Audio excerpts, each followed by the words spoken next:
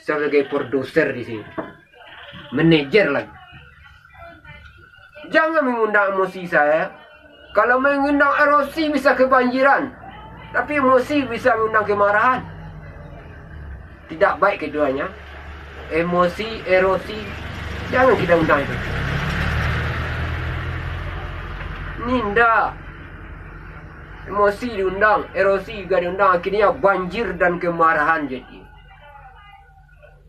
Betapa banyak saat ini sudah dilanda banjir. Sudah betapa banyak kedengkuan yang kena pecat kena kemarahan. Ya emosi. Itu aja. Sama dimakna aja. Sama mengerti. Maka sukseslah proyek-proyek kita di berikutnya dan selanjutnya. Jangan jadi gara-gara. Raga-raga cari. Koreng ungu.